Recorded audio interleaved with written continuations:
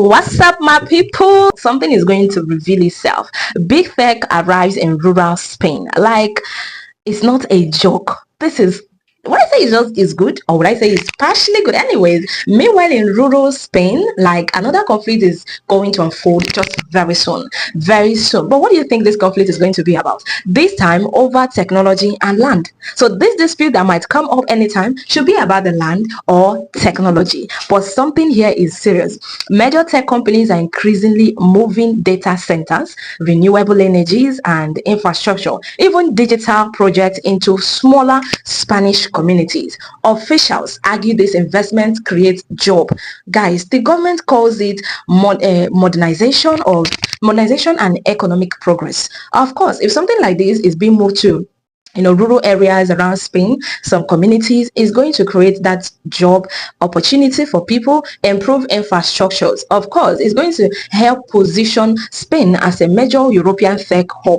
That is improvements. Of course, it's going to actually make those areas and Spain entirely be visible in the eyes of people when it comes to technology. But many locals tell different story about all this. So what is it? Residents complain that massive tech expansion is currently driving up land prices, because when these tech companies come, they might actually, anyways, let me just tell you, consuming water, electricity sources, and even transforming quiet agricultural communities into industrial digital zones. Now let me go back to that explanation I wanted to give. Imagine you have a land and those lands you use it for agricultural purposes, and then all of a sudden there is a company that has tech, they do tech businesses, and they want to come and invest in those areas, and they feel like they want to buy or they want to purchase the land, or they want to use the land based on leasing or anything. Do you know that their presence around those areas are going to make lands over those areas very expensive? So for some villages, the issue is simple. They feel they are actually sacrificing their way of life so global corporations can expand.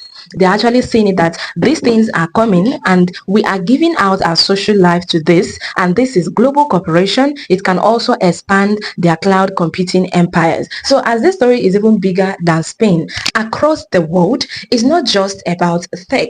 The governments are even competing aggressively to attract big tech. So most times it's not just about tech, it's not just about develop, it's also about the investment, the attraction, the competition seen in all this, often promising tax incentives, land assets and infrastructure support.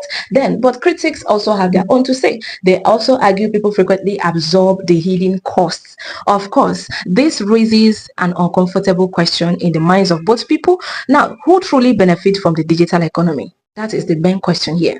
Who is benefiting from this digital economy? Because meanwhile, technology companies speaks about, innovation. They speak about many communities fear displacements.